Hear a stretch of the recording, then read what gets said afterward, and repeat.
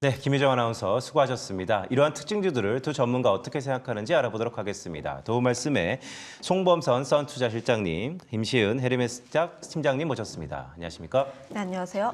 네, 반갑습니다. 자, 하루 휴장이 우리에겐 오히려 약이었던 걸까요? 간밤에 미국장의 상승을 오늘 우리가 그대로 오히려 더 좋게 또 받아가는 분위기도 있습니다. 이번 주에 미국의 주요 경제 지표들을 많이 주목하셨을 텐데요. 일단 소비와 고용이 아직은 견조한 것으로 확인되면서 미국 경제에 대한 연착륙 기대감이 확산되는 모습입니다. 자, 시장 진단을 이와 함께 해봐야겠죠. 김시은 팀장의 의견부터 들어볼 텐데요. 사실 뭐 추가적인 호재라기보다도 좀 악재가 해소되는 듯한 분위기였어요. 국내 증시 이제 한숨 좀 돌려도 되겠습니까? 일단 한숨은 돌렸다고 보시면 좋을 것 같고 지난주 하락에 대한 요인들을 우리가 조금 생각을 해보면 경기 침체에 대한 우려들입니다. 그런데 경제 지표라든지 다양한 데이터들을 확인하게 되면서 이 우려들은 우리가 조금 더 해소가 되었다라고 보시면 좋을 것 같은데 특히 지난 미국 증시에서 보게 되었을 때 다우도 그렇고 나스닥, 필라델피아 전반적으로 강세 흐름들이 나와주고 있는 만큼 현재 우리 시장에서도 굉장히 긍정적인 흐름들이 나오고 있습니다. 외국인과 기관 쪽에서의 매수세가 좀 나와주고 있고 특히 선물 쪽에서의 강한 매수세가 들어오면서 조금씩 한숨은 돌렸다라고 보시면 좋을 것 같은데 다만 이 힘이 장 후반까지 이어질지 여부는 조금 더 지켜봐야 하는 상황이라고 보시면 좋을 것 같고 다만 지금 같은 경우는 지금의 상승에 좀 환호를 해도 좋다 이렇게 보시면 좋을 것 같아요. 미국에서 보게 되었을 때 뭐 소매도 그렇고 혹은 뭐 고용이라든지 굉장히 다양한 지표들이 발표가 되었고 CPI 같은 경우는 좀 약간 시장이 헷갈리긴 했지만 소매 쪽에서의 긍정적인 흐름들 아무래도 GDP 쪽에서의 3분의 1을 차지하고 있는 그 소매에 대한 부분들이 지금 잘 나온 부분들이고 월마트라든지 소비재 기업들 역시도 실적이 굉장히 잘 나왔기 때문에 우려들은 굉장히 많이 해소가 되었다라고 보시면 좋을 것 같습니다. 네, 김시은 팀장께서 바라보는 미국의 경기 침체에 대한 우려는 상당 부분 해소되었다. 그의 가장 중요한 경제 지표가 소매 판매였다라는 말씀을 주셨죠. 자, 송범선 실장한테 이렇게 좀 여쭤볼게요. 자, 미국 경제에 발표되는 여러 가지 경제 지표 중에서 우리 간밤에 발표되었던 소매 판매만 놓고 보면 미국 경제에는 리세션과 경기 둔화가 아닌 오히려 호조입니다.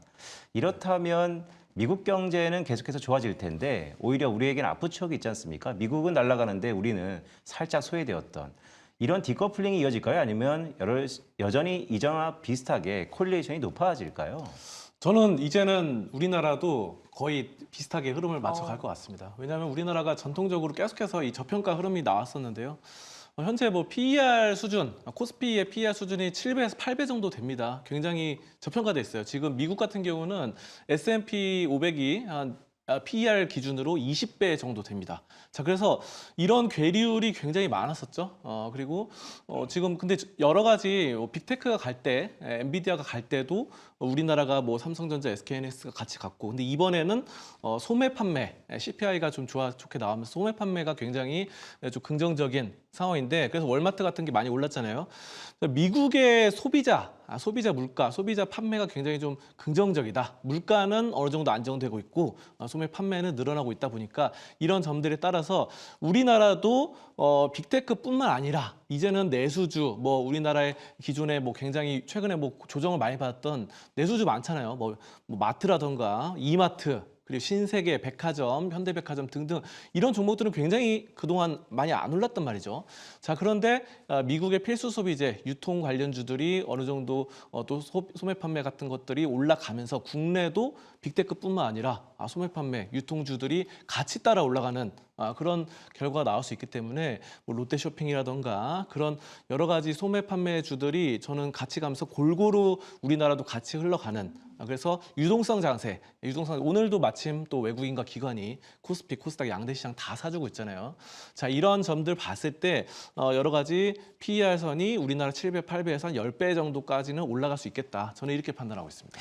네, 송범선 실장의 말씀을 좀 들어보면 이전과는 달리 미국이 가면 우리도 간다라는 얘기인데 그런데 우리 시장에 오늘 뭐 스타트는 좋습니다. 하지만 종목들을 보면 큰 기관 위주로, 큰 종목 위주로 움직이는 것이 이게 중소형주가 움직이지 않으면 또 소외되는 거 아닙니까? 그런 점들이 있죠. 아무래도 대형주 장세가 또 상반기부터 계속 이어져 왔고 상반기에도 보면은 SK하이닉스 뭐 혼자 독주를 했었고 또 빅테크 종목들이 많이 올라가는 반도체 중심의 HBM 향들이 많이 올라갔는데 근데 이제는 어느 정도 좀 그런 것들이 키 맞추기가 될 거라고 저는 판단을 합니다. 하반기 때는. 그래서 주식시장은 항상 돌고 돌았죠. 돌고 돌면서 중소형주가 좀 잘 돼갈 때가 있고 또 대형주가 잘 될 때가 있는데 그런 것들의 그런 큰 흐름이 한 6개월에 한 번씩은 돌아온다고 봅니다. 자, 그래서 작년에 뭐 좋았던 2차 전지가 좋았고 그다음에 올해 상반기에 반도체가 좋았고 그다음에 또 중소형주들이 어느 정도 돌아올 수 있는 그런 구간 큰 사이클이 있잖아요. 그런 점들에 따라서 괜찮게 나오고 전반적으로 아까도 말씀드렸던 소매 판매 같은 경우가 우리나라 이제 소매 판매 유통 관련된 기업들 중소형주들이 많거든요. 자, 그런 점들이 이제 어느 정도 탄력을 받고 모멘텀에 수급이 실릴 것이다. 저는 이렇게 보고 있습니다. 두 분께 시장 이야기 그리고 간밤에 나온 지표 이야기까지 들어봤는데요. 교수님 의견을 뺐습니다. 지금부터 한번 들어봐야 될 것 같은데요. 네네. 교수님께는 금리 전망을 좀 여쭙고 싶어요. 사실 며칠 전만 하더라도 25bp 이나냐 50bp 이나냐 반반 가능성이 굉장히 많았거든요. 근데 하루 만에 25bp 가능성이 훨씬 높아졌더라고요. 시장에 미칠 영향 좀 연계해서 들어볼 수 있을까요? 네, 시장의 기대는 항상 빠르죠. 사실 6월 FOMC의 점도표를 보면 올해 미국 연준이 기준금리를 인하하겠다. 하지만 인하폭은 한 번에서 한 번 반 정도, 즉 시장이 생각하는 것보다 한 절반 정도 폭이 작습니다. 자, 그런 가운데 최근에 금융시장이 흔들리면서 미국이 빅컷을 한다면 이 모든 것들이 다 마무리될 것이다, 네. 긍정적일 것이다라는 기대가 있었는데 간밤에 나왔던 미국의 소매 판매 데이터를 보면 미국 경제에는 오히려 호조일 가능성이 높다라는 의미에서 기준금리 인하 폭에 대한 기대가 조금은 누그러질 것 같습니다. 그런데 더 중요한 것은요, 미국은 소비 데이터가 두 개거든요. 네. 흔히 간밤에 나왔던 소매 판매는 서베이 대상이 기업입니다. 즉 기업의 매출이 증가한다는 것은 주식시장의 긍정적인 것이고요. 미국의 소비 데이터 중에 개인 소비 지출이라는 것이 있는데 이것은 가게한테 서베이를 하는 것이에요. 따라서 이번에 소매 판매가 좋다라는 것은 미국 기업들의 매출이 긍정적이다. 그럼 아까 송 시장이 말씀하셨던 것처럼 미국 경제와 미국 주식시장과 또 한국 경제, 한국 주식시장이 이제는 커플링 될 수 있다라는 기대를 갖고 아마 기준금리 인하에 대한 폭도 이전보다는 줄어들겠지만 우리 시장에서는 좀 긍정적이다라는 해석으로 가름할 수 있을 것 같습니다. 결국 커플링이라는 단어가 하락할 때는 참 무서운데 그래도 긍정적인 시그널에서 커플링이 된다라는 전망이 나오고 있다 보니까 우리가 좀 안도하면서 바라보면 어떨까라는 생각도 드는데요. 자, 그러면 두 분이 생각하시는 전략으로 한번 넘어가서 실질적인 전략 이어가 보도록 하겠습니다. 김시은 팀장님의 전략부터 한번 열어볼까요? 저희 이제 금요일 마무리하면 다음 주 준비해야 되는데 조언 주시죠. 일단 앞서 이야기를 했다시피 지금의 상승은 즐기시되 좀 심장은 차갑게 머리도 조금 더 차갑게 시킬 필요가 있지 않을까. 지난 한 주간의 흐름들을 살펴보면은 장 초반에는 갭 상승에서 굉장히 강했던 흐름들이 나오긴 하나 그 힘이 연속적으로 후반까지는 이끌어가지 못하고 있다. 지금 코스피에 대한 지수의 흐름들을 보면은 항상 장 초반에 강했다가 오히려 전강 후 약에 대한 흐름들이 연출이 되고 있어서 오히려 지금 내가 뭔가 매수하고 싶다면 지금의 타이밍이 아니라 오히려 후반대에 매수를 하는 게 조금 더 낫다라고 보시면 좋을 것 같아서 이런 부분들 같은 경우는 우리가 조금 더 주의를 할 필요가 있다. 거기다가 더해서 오늘 같은 경우는 금요일입니다. 금요일이라는 뜻은 아무래도 뭐 트레이딩이라든지 거래 대금이 후반으로 좀 붙지 않을 가능성이 높다 보니까 이런 부분들까지 우리가 조금 더 유의를 해볼 필요가 있지 않을까라고 보여지고 있고요. 거기다가 더해서 오늘 시장 외국인 쪽에 대한 매수가 강하게 붙고 있긴 하나 최근 시장에서의 흐름들이 거래 대금이라든지 이런 흐름들이 살짝은 부족합니다. 그 뜻은 시장의 유동성이 굉장히 약간은 부족한 상황인데 현재 외국인들의 매수세가 들어오게 되면서 시장은 다시 한번 반등을 하고 있는 상황들.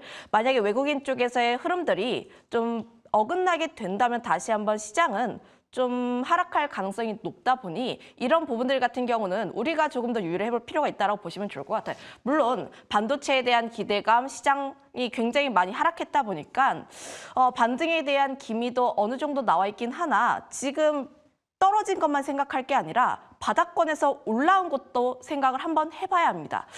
지난주 초반에 잡으셨던 분들은 지금 이 자리에서 어느 정도 차익이 나와도 이상하지 않은 구간이라고 생각을 해보시면 좋을 것 같아서 너무 내가 시장 너무 좋으니까 베팅을 많이 해야지라는 생각보다는 어느 정도의 현금 비중을 챙겨가시는 게 조금 더 낫지 않을까라는 의견 드려보도록 할게요.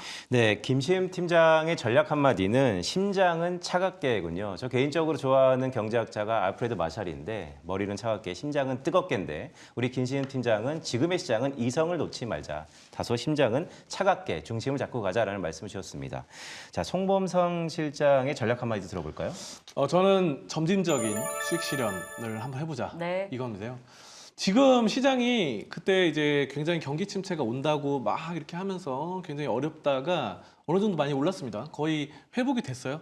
그래서 지금 그날 8월 5일 날이 가장 쇼크였죠. 우리 투자자들 입장에서는. 그래서 그날 뭐 코스피가 뭐 10% 가량 장중에 떨어지기도 했는데 이거보다 현재로서는 거의 다 회복이 됐다. 그래서 저는 예전에 이렇게 그 당시에 8월 5일 이렇게 됐을 때 그때도 말씀드렸던 것이 이제 점진적으로 매수를 한번 해보자라고 말씀을 드렸던 바가 있어요. 다양한 곳에서. 그래서 점진적으로 매수를 조금씩 현금에서 주식으로 비중을 좀 탔던 사람들은 이제는 수익이 좀 어느 정도 났을 겁니다. 그때 매수를 하셨던 분들 8월 5일 날. 그래서 그 부분은 어느 정도 매도를 하면서 수익 차익 실현을 하고 중요한 거는 이제 8월 5일 날 그때 큰 급락 쇼크 이전에 8월 4일, 7월에 매수하셨던 그런 주식들은 아직 물려있는 부분들이 많을 거예요. 여러분들. 자, 그렇다 보니까 그런 점들은 좀 어느 정도 가져가고 이제 수익이 급락에서 갑작스러운 매수 했던 부분들은 어느 정도 수익 실현할 수 있다고. 근데 여기서 왜 수익 실현을 하자고 제가 말씀드리면은 다시 한번 경기가 또 안 좋은 말이 나올 가능성이 어느 정도 있다고 봐요. 왜냐하면은 금리 인하가 이제 되긴 되는데 예전에도 이제 2007년, 2008년도 때 금리 인하를 4번인가 단행을 했습니다. 자, 근데 3번까지는 지금 뭐 주가가 코스피나 아니면은 뭐 S&P가 다들 일방적으로 이렇게 뭐 고압 아니면 조금 상승이 나왔는데 4번째 단행했었던 2008년도 그 당시에 이제 굉장히 급락이 나오면서 S&P 지수나 아니면 다우 지수 등등이 뭐 20% 가까이 떨어지는 그런 것들이 나왔거든요. 자, 그래서 우리가 금리 인하를 무조건적인 호재라고 판단하기에는 어느 정도 리스크 관리가 필요하다. 시장은 항상 모르는 겁니다. 어디서 갑자기 터져 나올지. 그렇기 때문에 이런 점에 따라서 어느 정도 현금을 지금 약간 올랐을 때 챙겨두는 것도 하나의 방법이다. 이렇게 판단합니다. 네. 급락장에서 매수해보자라는 의견을 주셨었기 때문에 그런 상황에서 정말 매수해서 수익을 내신 분이라면 한 번 더 조정이 나올 가능성을 염두한다면 수익 실현은 좀 해두는 게 좋겠다. 그런 전략을 주셨는데요. 참고해보도록 하겠습니다. 자, 이제 본격적으로 섹터에 대한 이야기 풀어나가 볼 텐데요. 자, 여전히 꺾이지 않는 산업. 내가 바로 조선의 반도체다라고 존재감을 드러내고 있는 반도체 섹터입니다. 미국에서 엔비디아도 시총 3조 달러를 다시 회복했고요. AI 산업이 숫자로 증명하려면 시간은 걸리겠지만 그래도 꺾인 건 아니다. 여전히 견조하다라는 분위기가 노이즈를 오히려 잠재우고 있는 분위기가 더 강해지고 있습니다. 무엇보다 SK하이닉스가 20만 원을 다시 회복할 것 같아 보이는데요. 매수 의견 나올 것 같긴 한데 그래도 저희 직관적으로 한번 볼까요? 팻말로 알아볼게요. 산다 안 산다 의견 들어주시죠. 네, 역시나 두 분은 사자라고 주셨습니다. 김시은 팀장님도요. 반도체 꾸준히 조정 시 매수하세요. 비중 확대 기회입니다라고 조언을 주셨었거든요. 근데 SK하이닉스가 지금 5거래일 연속해서 오르고요. 오늘은 5% 강세를 내주지 않고 있어요. 그 조정을 기다렸던 분들은 아직 매수를 못한 분도 있을 텐데 지금 자리에서도 따라가야 되는 겁니까? 아니면 혹시 조정이 나올 걸 염두하고 기다려야 되는 겁니까? 조정이 나올 걸 염두하고 기다리신 게 맞을 것 같아요. 결국 SK하이닉스도 그렇고 삼성전자도 그렇고 바닥권 대비했을 때 올라온 이유가 외국인에 대한 수급이 다시 한번 돌아오고 있다는 점들입니다. 다만 아쉬웠던 점들은 지난 한 달 동안에 거의 2조 가까이 매도했던 부분들이 좀 매수세가 약하다라는 점이긴 하나 지금 같은 경우는 외국인의 수급이 돌아오고 있고 강도는 물론 좀 약하긴 하지만 그럼에도 불구하고 엔비디아라는 가장 큰 축이 좀 상승을 하고 있다는 점이에요. 지금 $110를 좀 돌파하면서 추세가 완전 우상향하고 있는 추세이다 보니까 만약에 엔비디아가 꺾이지 않는다면 추가 상승에 대한 기회도 열려 있다라고 보시면 좋을 것 같습니다. 다만 우리가 주의를 해야 하는 점들은 대형주들 같은 경우에는 올랐을 때 매수를 하는 것이 아니라 조정이 나왔을 때 매수를 할 필요가 있다라고 보시면 좋을 것 같은데 특히 SK하이닉스라든지 삼성전자 같은 경우가 그동안의 개파락을 좀 메우고 있는 흐름들이에요. 만약에 여기서 외국인 쪽에 대한 매수세가 긍정적으로 나오지 않는다면 다시 한번 눌릴 가능성이 있습니다. 그리고 눌리게 되었을 때 엔비디아 이제 가정입니다. 엔비디아의 가이던스가 우리의 기대치만큼 안 나온다면? 이라는 가정을 할 때는 지금 20만 원 라인대에서의 기간 조정도 어느 정도 나올 수가 있으니 이 점 같은 경우도 우리가 조금 더 확인을 해볼 필요가 있다. 이미 엔비디아의 실적 발표가 얼마 안 남았습니다. 내가 매수하려면은 저는 하려면 저번 주에 했어야 됐고요. 지금 같은 경우에는 매수를 한다면 엔비디아의 가이던스를 보고 매수를 하는 전략이 조금 더 낫지 않을까라는 의견 드려보도록 하겠습니다. 지만 제가 오해에 대한 의견을 드린 것은 눌림 시에 더 많이 담아보자. 앞으로 추가 상승에 대한 기대감은 상당히 남아있다라는 긍정적인 의견을 드려보도록 할게요. 엔비디아 실적 발표가 이번 달 28일이니까요. 네, 엔비디아의 밸류체인에 들어가는 SK하이닉스는 실적을 보고 그러니까 돌다리도 두드려가면서 확인하면서 보자라는 말씀 주셨습니다. 자, 송범선 실장님한테 이렇게 좀 여쭤볼게요. 하이닉스 주주분들의 토론실 가보면 이런 얘기가 있죠. 저 24층에 있습니다. 저 20층에 있습니다. 뭐 이런 얘기가 있는데 정고점까지의 수익률 낙폭을 보니까 한 20% 정도의 상승폭이 좀 남아있는 것 같아요. 자, 만약에 SK하이닉스가 뭐 저점 확인했다는 것은 대부분 공감하는데 정고점을 뚫지 못한다면 그러면 기대 수익률이 20% 글쎄요. 뭐 사람마다 높을 수도 있고 낮을 수도 있는데 20% 남짓밖에 안 남았는데 SK하이닉스를 계속해서 고집해야 되는 것인가? 아니면 비교 우위 측면에서 보면 뭐 K방산이라든지 K뷰티라든지 K푸드 다양한 산업들이 많지 않습니까? 어디에 또 우리가 집중해야 될까요?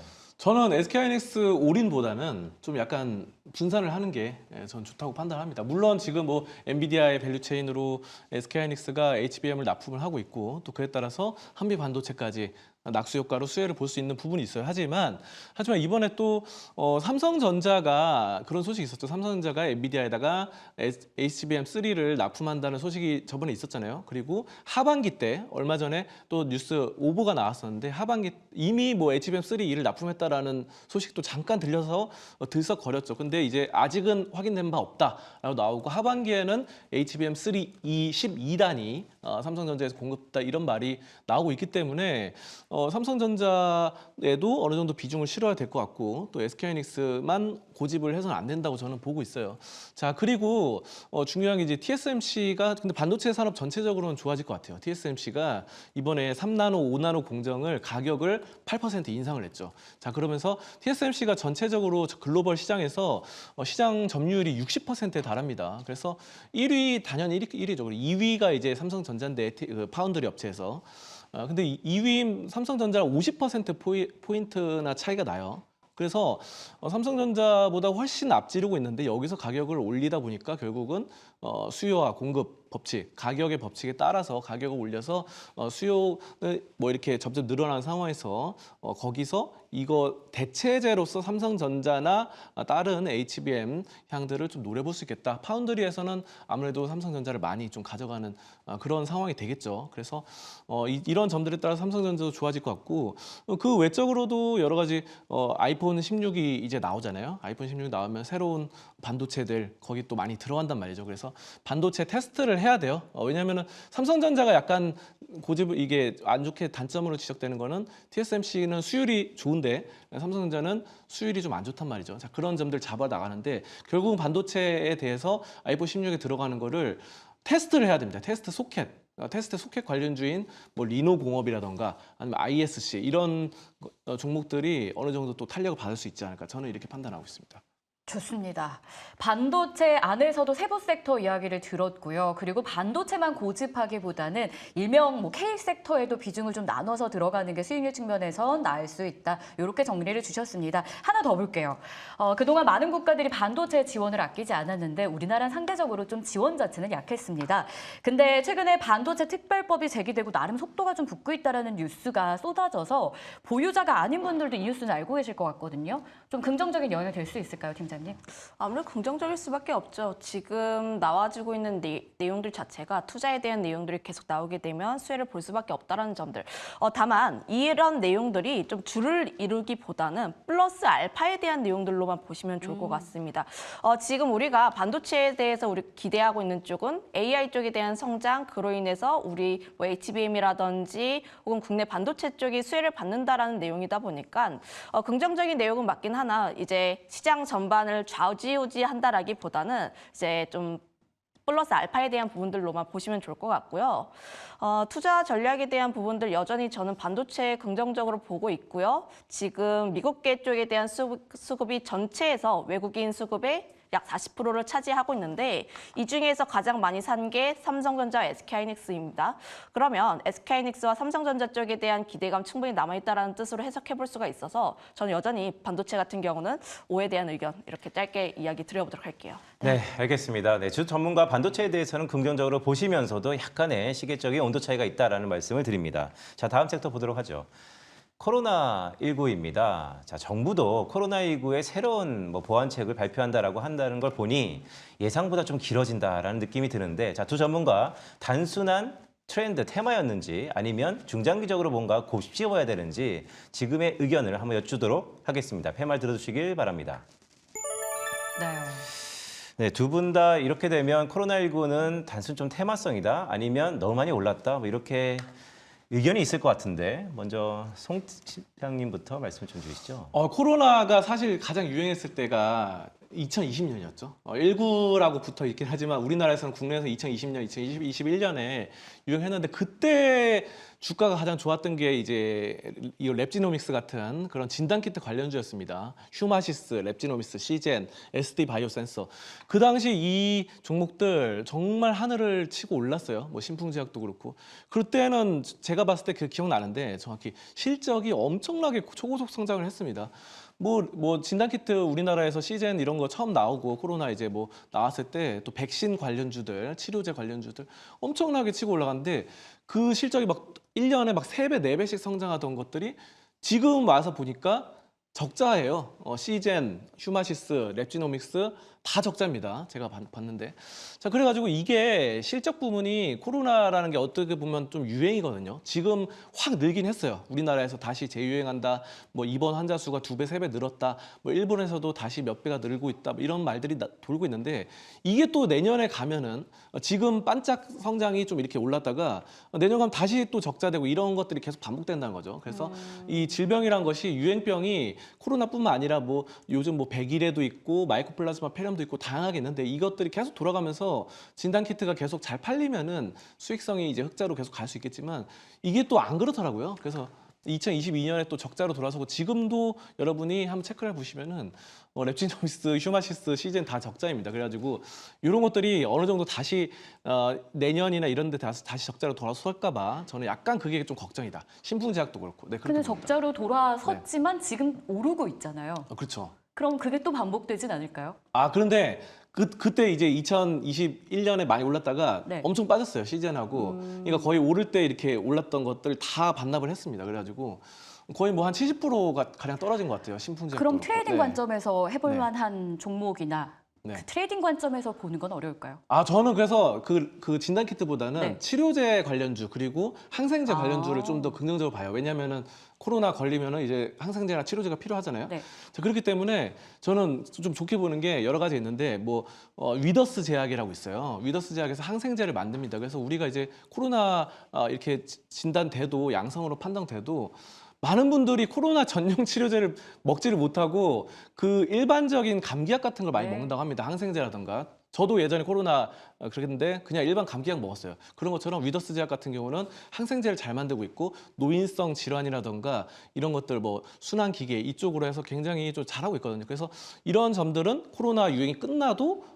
꾸준한 그런 수익성이 창출될 수 있다. 저는 이렇게 보고 위더스 제약이 좀 좋다 이렇게 말씀드리겠습니다. 제가 코로나19 관련주를 절대 보유하고 있어서 이런 궁금증을 제기했던 건 아니고요. 주도주가 살아있음에도 불구하고 이 테마로 끝나지 않고 계속 가고 있어서 많은 분들이 비슷한 궁금증을 갖고 계실 것 같아요. 특히나 14일 세계보건기구가 아프리카를 중심으로 빠르게 엠폭스가 확산되고 있어서 비상사태를 선포했다라고 하죠. 급등락도 반복되고 있고 만약에 여유 자금이 생긴다면 김시은 팀장님 이쪽으로 자금이 수급이 한 번 더 붙을 가능성을 열어두는 건 어떨까요? 일단 특징주로는 많이 잡힐 겁니다. 네. 그런데 투자는 좀 유의하실 필요가 있지 않을까라는 의견을 드려보도록 하겠는데 최근에 관련 종목군들이 계속 눈에 띈다고 해서 보면은 바닥권에서 굉장히 많이 올라와 있습니다. 특히 뭐 진단키트라든지 치료제 관련 종목군들이 바닥권 대비했을 때 거의 100%의 이상이 올라온 부분들을 감안을 하면 지금 이 자리에서 이슈가 끊기게 되었을 때 언제든 떨어져도 이상하지 않은 자리라고 보시면 좋을 것 같아요. 왜 이 종목군들의 강세 흐름들이 강하나요? 라고 보면은 이 종목군들 그동안 굉장히 많이 쉬었습니다. 그 기간 동안에 이제 바닥권에서 모아두신 이제 물량을 많이 매집했다고 하죠. 그 부분들을 좀 이렇게 보내는 식이라고 생각을 해보시면 좋을 것 같고요. 저도 앞서 이야기를 했던 것처럼 과연 코로나19 테마주들이 구조적으로 성장할 수 있을 것인가에 대한 부분에서 의문심이 있는 게 지난 2020년, 2021년 코로나 진단키트 굉장히 많이 팔렸고 그것 때문에 실적이라든지 영업이익이 5배, 8배, 10배 넘게 성장한 기업들 많았어요. 그런데 그때 당시에 코로나 초반에만 반짝했지 그 이후로는 잘 안 갔습니다. 왜 안 갔냐면은 그래서 코로나 진단키트 빼면 뭐가 남아있는데 지금도 좀 사람들이 인간 지표라고 하죠. 주변 분들이 코로나 걸리시고 좀 휴가 좀 내시고 또 하다 보니까 지금 이쪽에 대한 테마가 몰리는 것입니다. 그런데 막 여름이 좀 지나고 다시 한번 코로나에 대한 이슈들이 사그라졌을 때 과연 이 종목군들이 더 올라갈 수 있을 것인가에 대해서도 우리가 한 번은 더 생각해 볼 필요가 있지 않을까라는 생각을 하고 있어서 지금 같은 경우는 보유하신 분들이 익절하는 타이밍이라 보시면 좋을 것 같고 지금 내가 트레이딩으로 들어간다 하시면 굉장히 적은 자금으로 내가 트레이딩에 자신 있다 하시는 분들만 접근해 보시는 게 낫지 않을까라는 의견 드려보도록 할게요. 네, 이렇게 해서 코로나19 관련주들에 대한 궁금증도 풀어봤습니다. 자, 마지막으로 화장품주도 봐야 될 것 같아요. 지금 많은 섹터들이 등락을 반복하고 있는 과정에서 화장품주가 굉장히 견조합니다. 자, 일단 워렌 버핏도 애플을 팔아서 뭘 샀는지 많은 분들이 관심이 있었을 텐데 화장품주를 매수했다라는 소식도 전해지고 있고요. 미국 안에서 계속 화장품이 성장을 하고 있기 때문에 국내 관련주 찾기도 다시 시작되는 모습이에요. 저희 투자 어떻게 해야 될까요? 펜발로 알아보겠습니다. 들어주시죠. 일단 실장님은 사겠다. 그리고 김시은 팀장님은 저는 약간 X에 가까운 O 느낌입니다. 뭐 때문에요? 종목 때문입니까? 아니면 업황 자체에 대한 의심이 혹시 있으세요? 아니, 업황은 의심이 없어요. 없고. 앞으로 성장에 대한 기대감이 상당히 남아있긴 하나 네. 지금 종목에 대한 수급이 조금씩 갈라지고 있다라는 그쵸. 점. 상반기 대비했을 때 일부 종목군들에만 이제 수급이 쏠릴 가능성이 굉장히 높다라고 보시면 좋을 것 같고요.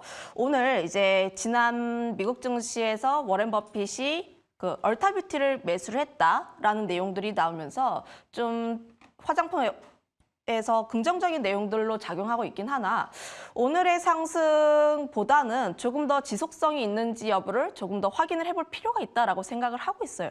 물론 저는 화장품 여전히 긍정적으로 바라보고 있고요. 특히 미국 쪽에 대한 기대감, 스킨케어 쪽에 대한 기대감. 지금 우리나라 화장품 같은 경우는 미국에서 온라인에 위주로 침투를 많이 해 있습니다. 그런데 지금 미국 쪽에 대한 소비 시장을 한번 살펴보면은 온라인이 2 그리고 오프라인이 8이에요. 그런데 오프라인 쪽으로 한번 더 진출하게 되었을 때 열릴 수 있는 상방에 대한 룸은 굉장히 크다라고 보여지고 있고 소매라든지 지금 뭐 판매에 대한 데이터를 보게 되었을 때 여전히 긍정적인 모습들을 보여주고 있긴 하나 지금의 상승을 찐반등이라 보시지 마시고 오히려 관심 있으신 분들은 눌렸을 때 더 매수를 하는 게 가격적으로 더 메리트가 있지 않을까라는 의견도 드려보도록 하겠습니다. 김시임 팀장이 화장품에 대해서 X에 가까운 O였다. 그러니까 종목별로 옷가석, 즉 쏠림이 있을 거다라는 말씀을 요약할 수 있을 것 같은데 송 실장님한테는 이렇게 좀 여쭤볼게요. 자, 화장품을 갖고 계신 분, 아니면 화장품을 가질 자, 가지려는 자 모두 다 이 워렌 버핏의 포트폴리오에 집중했던 하루인 것 같습니다. 자, 울타뷰티를 한마디로 요약하자면 미국판 올리브영인데 거기에 입점했던 한국 기업들이 어떤 게 있을까요? 막 이제 옷과 석을 가리고 있단 말이죠. 근데 그냥 느낌이 같이 가는 겁니까? 아니면 아예 그냥 전혀 상관없는 별개 이슈로 우리가 봐야 되는 겁니까? 저는 어느 정도 이제 같이 간다라고 보고 있고요. 왜냐하면 워렌 버핏이 이제 애플을 매수했을 때도 우리나라에서 국내 뭐 핸드폰 이런 것들, 또 우리나라는 스마트폰이면 삼성전자죠. 이런 점들 좀 많이 올라가는 그런 부분도 있었고, 또 그리고 화장품을 매수했다. 워렌 버핏은 전통적으로 이제 필수 소비재를 좋아하죠. 필수 예전부터 유명했던 것이 코카콜라라던가 뭐 게이코보험 이런 것들은 어느 정도 우리 생활에 있었던 필수 소비재입니다. 콜라도 이제 매일 먹는 분은 매일 먹잖아요. 자, 그런 것처럼 화장품도 필수 소비재로 판단을 하는 게 이제 네. 여성분들이나 뭐 저 같은 경우도 오늘 이렇게 화장을 하고 나왔었는데 이렇게 이제 많은 사람들이 필수 이제 코로나가 더 이제 또 끝나고 이제 그러다 보니까 마스크를 안 쓰게 되잖아요.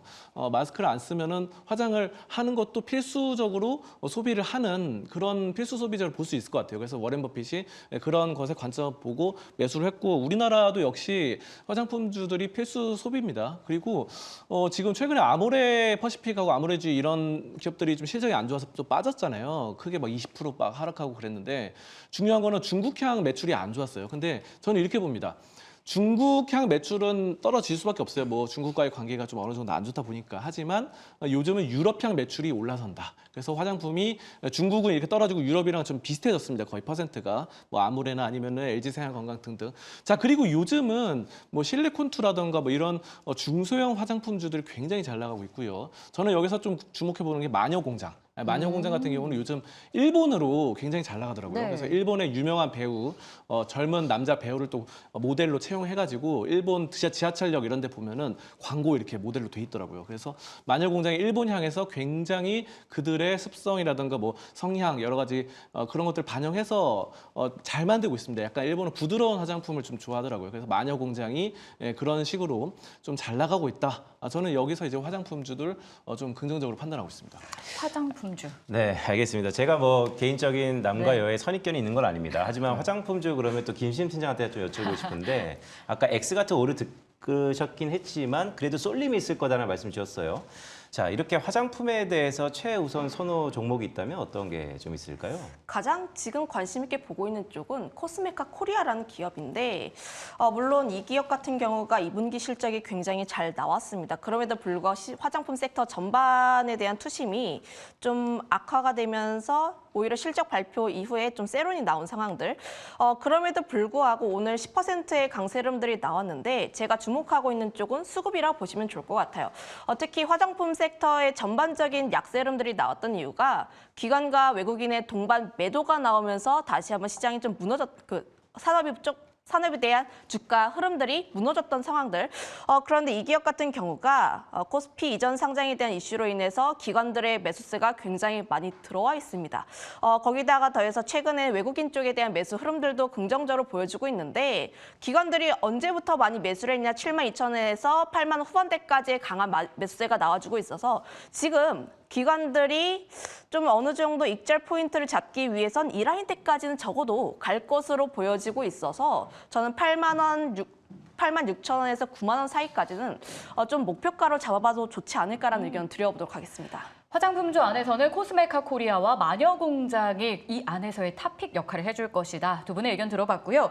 자, 화장품주 안에서의 탑픽을 들어봤다면 좀 더 넓혀서 한번 볼게요. 오늘 장 안에서 저희가 어떤 종목을 편입해야 좀 더 든든해질 수 있을지 송 실장님의 의견 한번 보겠습니다. 저는 HK 이노엔을 좀 권장드리고 있고요. 제약바이오. 네, 맞습니다. 그래서 제약바이오가 아까 전에 코로나 관련주는 좀 안 좋다라고 제가 네. 의견을 드렸는데 코로나에 너무 올인으로 집착한다, 뭐 진단키트처럼 이런 거는 좀 약간 부정적으로 보고 있지만 HK 이노엔 같은 경우는 다양한 산업을 하죠. 그래서 제약바이오 중에서도 여러 가지를 하고 있고 K캡으로 위식도 질환 이런 것들을 잘 꾸준하게 좀 잘 되고 있고 또 여기에 더불어서 필수적으로 우리가 생활 속에서 접할 수 있는 게 있어요. 그래서 우리 숙취 해소제 이런 거 있잖아요. 그래서 여러 가지 숙취 해소제로 헛개수 뭐 이런 거 컨디션 이런 것들을 판매하거든요. HK 이노엔이. 그래서 저는 이런 것들 좋아합니다. 이렇게 소매 판매로 매점이나 아니면 마트 같은 데서 파는 거. 뭐 광동제약 같은 경우도 삼다수 이런 것들을 생수로 팔잖아요. 그렇게 해서 꾸준하게 필수 소비재로서 갈 수 있는 걸 깔아두고